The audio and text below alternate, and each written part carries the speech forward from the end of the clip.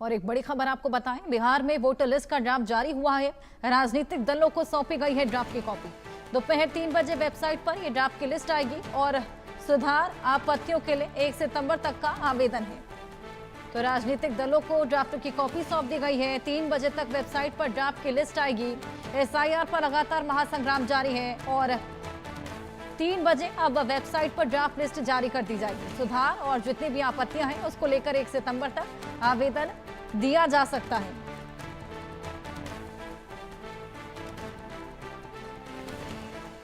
तो सुधार और आपत्तियों तक के लिए 1 सितंबर तक का आवेदन।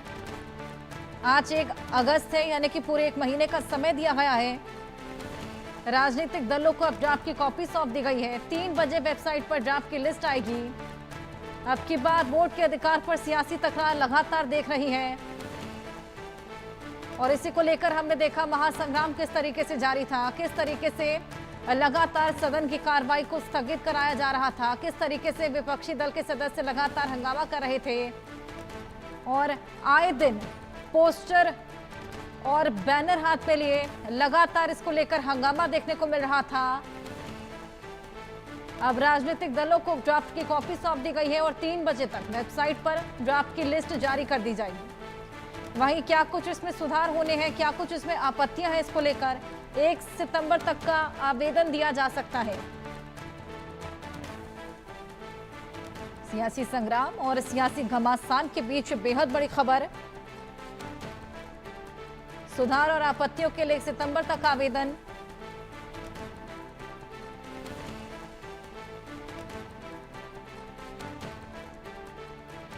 राजनीतिक दलों को इसकी कॉपी सौंप दी गई है और लगातार जिस तरीके से सियासत हो रही थी, अब इस पूरे मुद्दे में 1 सितंबर तक का आवेदन दिया जा सकता है इस ड्राफ्ट में। इलेक्शन कमीशन में जो भी ये काम कर रहे हैं, right from the top to the bottom, आप एक बात याद रखिए, आपको हम छोड़ेंगे नहीं। कुछ भी हो जाए हम छोड़ेंगे नहीं आपको, क्योंकि आप हिंदुस्तान के खिलाफ काम कर रहे हो। ये ट्रीजन है और कम, इससे कम नहीं है। तो आप याद रखिए, आप कहीं भी हो, रिटायर्ड हो, कुछ भी हो, ठीक है, हम आपको ढूंढ के निकालेंगे। Thank you. कर्नाटक में होगा।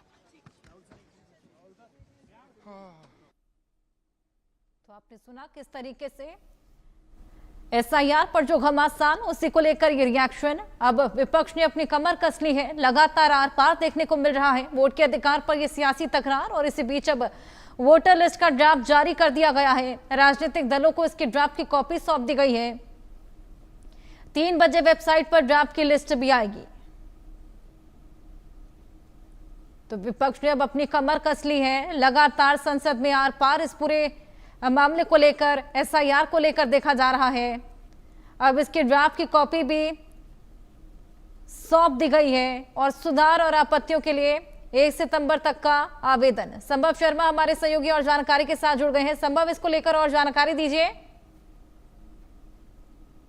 जी बिल्कुल, जिस तरह से इलेक्शन कमीशन ऑफ इंडिया ने अपने एफिडेविट में और साथ में उनके वकील ने सुप्रीम कोर्ट में ये स्पष्ट किया था कि वो एक ड्राफ्ट लिस्ट जारी करके उसकी डिटेल्स शेयर करेंगे पॉलिटिकल पार्टीज के साथ, और जिस तरह से आज 1 अगस्त है और उन्होंने इस तरह किया है और ये कुछ ही देर में वेबसाइट पर भी उपलब्ध हो जाएगी, तो एक तरह से पब्लिक डोमेन में आ जाएगी। इसे पढ़ा जा सकता है, इसे एक्सेस किया जा सकता है। डिटेल की बात करें तो 243 असेंबली कॉन्स्टिट्यूएंसीज में लगभग 90,817 पोलिंग स्टेशन है जहां पर ये शेयर की गई है और सभी पॉलिटिकल पार्टीज के साथ ये शेयर कर दी गई है। उसके साथ साथ 38 डिस्ट्रिक्ट कलेक्टर्स को सुबह 11 बजे तक ये शेयर की जा चुकी है। और ये डिटेल जो इसकी लिस्ट है, ड्राफ्ट इलेक्टोरल रोल जिसे कहा जा रहा है, जो ड्राफ्ट की बात की जा रही है, वो 3 बजे तक ये पब्लिक डोमेन में आ जाएगी, क्योंकि उसकी इलेक्शन कमीशन की वेबसाइट पे एक्सेस की जा सकती है। अब बात ये है, ये तो इलेक्शन कमीशन ने कहा ही था, उसके साथ साथ ये सिर्फ मामला सियासी गलियारों में ही नहीं था, ये कोर्ट रूम्स में भी देखा गया। खासकर लगातार सुप्रीम कोर्ट में हियरिंग होना, जहां पर खासकर जस्टिस सूर्यकांत और जस्टिस जयमाल बख्शी की बेंच का, सुप्रीम कोर्ट की बेंच का लगातार इस मुद्दे को गहराई से समझने की कोशिश करना और उसके बाद कई टिप्पणियां करना, ये महत्वपूर्ण था। इलेक्शन कमीशन हर बात के लिए जवाब दिया था सुप्रीम कोर्ट में उनके वकील जो कि वरिष्ठ अधिवक्ता राकेश द्विवेदी थे, उन्होंने हर सवाल का जवाब भी दिया था। अब सबसे बड़ा सवाल यहाँ ये उठता है कि जो कथित रूप से एक तरह से एलिगेशन लगाया जा रहा है कि लाखों वोटर्स वोटर लिस्ट से बाहर हो गए हैं और खासकर ये मार्जिनलाइज्ड हैं, मतलब पिछड़े हुए हैं, अल्प से आरोप लगाए गए। जैसे एसोसिएशन ऑफ डेमोक्रेटिक रिफॉर्म की एडीआर की एक पिटीशन थी और कई पिटीशन थी जो सुप्रीम कोर्ट में आई। कई पिटिशनर सुप्रीम कोर्ट में इसके खिलाफ आए और उसके खिलाफ सुप्रीम कोर्ट में सुनवाई हुई। उसके बाद इलेक्शन कमीशन पर रोक लगाने से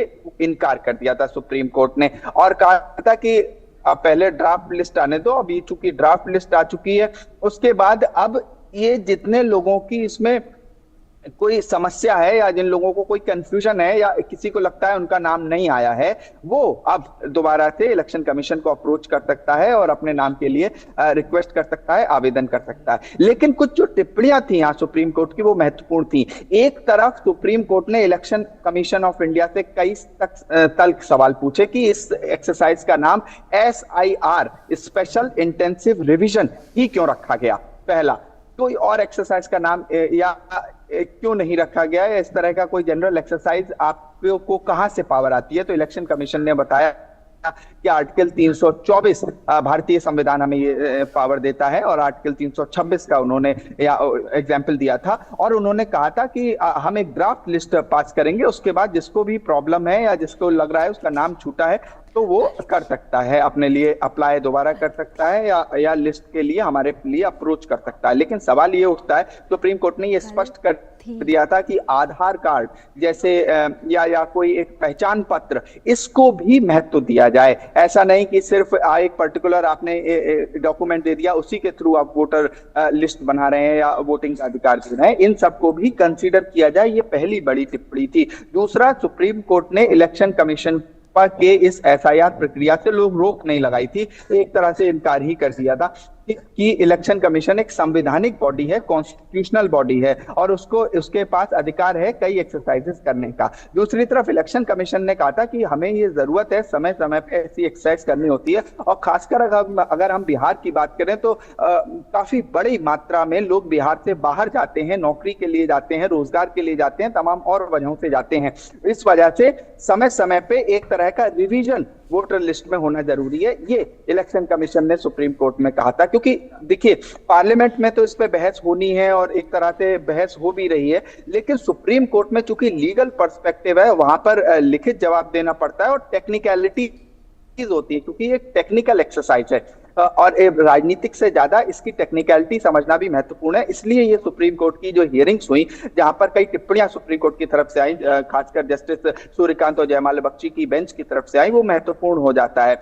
अब क्योंकि आज ड्राफ्ट लिस्ट, जैसा कि इलेक्शन कमीशन ने कहा था, वो ड्राफ्ट लिस्ट आ चुकी है। अब देखना होगा पॉलिटिकल पार्टीज इसमें या आगे कोई सुप्रीम कोर्ट में पिटीशन लगाती हैं या उनके रिएक्शंस क्या आते हैं पॉलिटिकल पार्टी इसके, क्योंकि लगभग पॉलिटिकल पार्टीज को ये लिस्ट मिल चुकी होगी और कई का ये आरोप था कि इसमें से लगभग 65 लाख लोग इसमें इंक्लूड नहीं हो पाए हैं और वो छूट गए हैं। उसी पर सुप्रीम कोर्ट ने कहा था कि अगर कोई भी व्यक्ति इसमें छूटता है तो हम इस पर सुनवाई करेंगे और हो सकता है रोक भी लगा दें। तो अगर कुछ भी लोग छूटते हैं तो ये महत्वपूर्ण होगा, इलेक्शन कमीशन को ये इंश्योर करना होगा कि कोई भी व्यक्ति जो एलिजिबल वोटर है वो ना छूटे। अगर कुछ भी सुप्रीम कोर्ट ने यहां तक कहा था कि अगर 10-15 लोग भी हैं जो छूट रहे हैं तो हम ये पूरी एक्सरसाइज को कंसीडर करेंगे। यानी कि उन्होंने एक तरह से हिंट किया था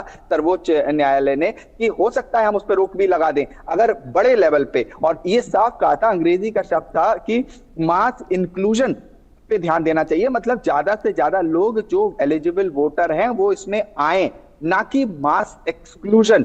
ऐसा ना हो कि ज्यादा से ज्यादा लोग जो एलिजिबल हैं वो वोट ना कर पाए।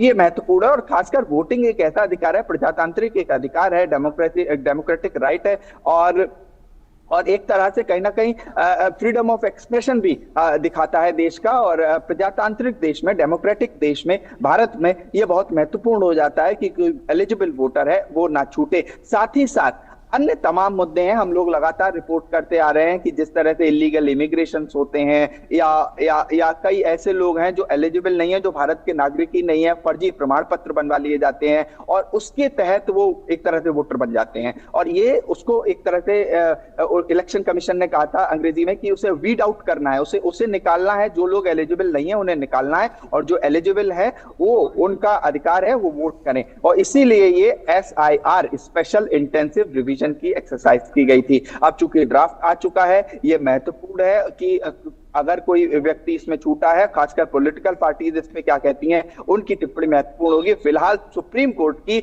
बहुत कड़ी निगाह है इस पूरी प्रक्रिया पर, पूरी एक्सरसाइज पर। हालांकि अभी कोई स्टे नहीं है एक्सरसाइज पर, लगभग पूरा काम इस एक्सरसाइज का पूरा भी हो चुका है, ड्राफ्ट लिस्ट आ चुकी है। लेकिन अगर ऐसी खबरें या ऐसा कोई कंफर्मेशन आता है कि लोग छूट रहे हैं, जो एलिजिबल वोटर हैं वो वोट नहीं कर पा रहे हैं, तो सुप्रीम कोर्ट इंटरफियर करेगा। और साथ ही साथ सुप्रीम कोर्ट ने यह भी कहा था थोड़ा सा लिबरल एक्सरसाइज को बनाइए, आधार कार्ड हो गया, वोटर आईडी, इन सबको इंक्लूड करके रखिए, इनको मिलाइए, किसी के पास आधार है तो उसे कंसीडर किया जाए। ये सब कोर्ट में और तमाम SIR को लेके जो अभी पेचीदगियां हैं और उसके बीच अब ये ड्राफ्ट लिस्ट आई है, उसको लेके ये सब अपडेट्स हैं। बिल्कुल संभव, आपके पास मैं वापस लौटूंगी। इसी बीच एक और बड़ी खबर दर्शकों को बता दें। लोकसभा अध्यक्ष ओम बिरला को पत्र सौंपा गया है। विपक्ष ने स्पीकर ओम बिरला को संयुक्त पत्र सौंप दिया है। संयुक्त पत्र में SIR पर तत्काल चर्चा की मांग की गई है। कांग्रेस समेत 8 दलों ने SIR पर चर्चा की मांग की है। इसी को लेकर ये संयुक्त पत्र सौंपा गया है स्पीकर ओम बिरला को। 8 दल हैं जिन्होंने SIR पर चर्चा की मांग की है। और संभव, हमने देखा किस तरीके से हंगामा बरपा था इस पूरे मुद्दे को लेकर। अब इस मुद्दे को लेकर बातचीत की भी मांग की जा रही है और एक संयुक्त पत्र सौंपा गया है, वो भी 8 दलों के द्वारा। जी देखिए, इंपॉर्टेंट हो जाता है। एक प्रोसेस है, एक तरीका है पार्लियामेंट के चलने का। और पार्लियामेंट के लिए पहले एक इनिशियल जो लिस्ट दी जाती है या कोई पत्र सौंपा जाता है, लेटर दिया जाता है, वो स्पीकर को दिया जाता है, क्योंकि स्पीकर हेड है एक तरह से, वो चेयर करते हैं लोकसभा को। और तो इस वजह से एक रिप्रेजेंटेशन देना उनके लिए, उनके सामने कि हम इस पर चर्चा चाहते हैं। क्योंकि देखिए, SIR एक स्पेशल इंटेंसिव रिवीजन एक ऐसा मुद्दा है जहां इलेक्शन कमीशन ने ये स्पष्ट कर दिया है कि ये एक्सरसाइज सिर्फ बिहार तक ही नहीं रहेगी और राज्यों में भी जाएगी। और विपक्ष के कई इसमें उनके लिए कई सवाल हैं उनके मन में, उनको और कई अंदेशे भी हैं। उनको ये लग रहा है कहीं कहीं एलिजिबल वोटर्स हैं वो ना छूट जाए, हो सकता है किसी के लिए ये टारगेट करने को तो नहीं है। इस तरह के तमाम सवाल विपक्ष के हैं और जिसको लेके, और देखिए 2 ही 3 संस्थान, इंस्टीट्यूशंस पूरे देश में हैं जहां एक रीजनेबल बहस की जा सकती है। उसमें एक, अगर जुडिशरी की बात करें तो कोर्ट्स में सुप्रीम कोर्ट, हाई कोर्ट, और अगर हम और जैसे एग्जीक्यूटिव लेजिस्लेचर की बात करें तो पार्लियामेंट ही बनता है, पार्लियामेंट और स्टेट लेजिस्लेचर। तो वहां पर ये मुद्दा उठाना और उस पर बहस इंपॉर्टेंट हो जाती है। इसीलिए ये SIR के लिए लेटर लोकसभा स्पीकर को भी दिया गया है। और अगर लोकसभा में बहस होती है तो कई चीजें, कई तथ्य इलेक्शन कमीशन की, क्योंकि इलेक्शन कमीशन अपने आप में कॉन्स्टिट्यूशनल बॉडी है, संवैधानिक बॉडी है, उसे संविधान से ही सीधा अधिकार मिलता है। उसको उसके बचाव के लिए अगर गवर्नमेंट नहीं भी आ रही है, अगर बाय द वे गवर्नमेंट से कोई रिप्रेजेंट नहीं भी कर रहा है, तो अपने आप में वो संवैधानिक बॉडी है, उसके पास पूर्ण अधिकार है, उसके पास ऑटोनॉमी है आर्टिकल 324 और 326 भारतीय संविधान के तहत।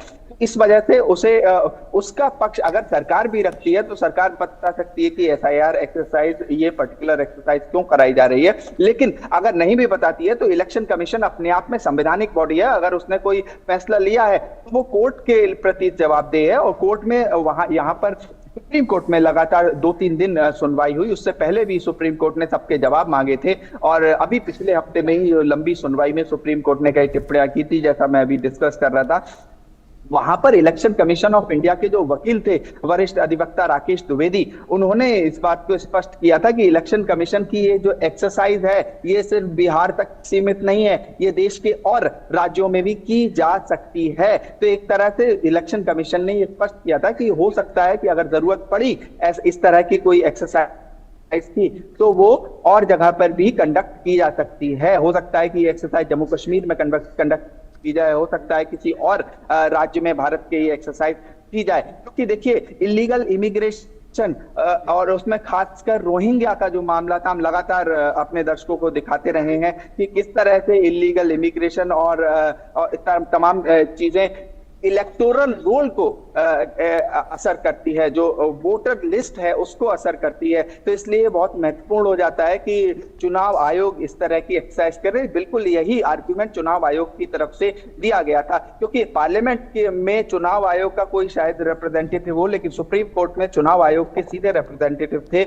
और चुनाव आयोग ने एक एफिडेविट भी फाइल किया था और उन्होंने कहा था कि हम क्या क्या कंसिडर कर रहे हैं, और डिटेल्ड एफिडेविट था, उसके पॉइंटर्स भी लगातार हमने अपने दर्शकों को दिखाए थे जो चुनाव आयोग ने कहा था। और उसके बाद सुप्रीम कोर्ट ने ये भी कहा कि आप आधार कार्ड जैसे और तमाम चीजों को कंसीडर कीजिए और मास इंक्लूजन पे ध्यान दीजिए। ऐसा ना हो कि जो वोटर्स एलिजिबल हैं वो छूट जाएं, और अगर ऐसा होता है तो सुप्रीम कोर्ट इंटरफियर करेगा। ये एकदम सुप्रीम कोर्ट ने स्पष्ट कर दिया था। देखना होगा कब तक ये मीटिंग होती है और क्या ये जो घमासान है ये रुकता हुआ नजर आता है या नहीं। बहुत शुक्रिया।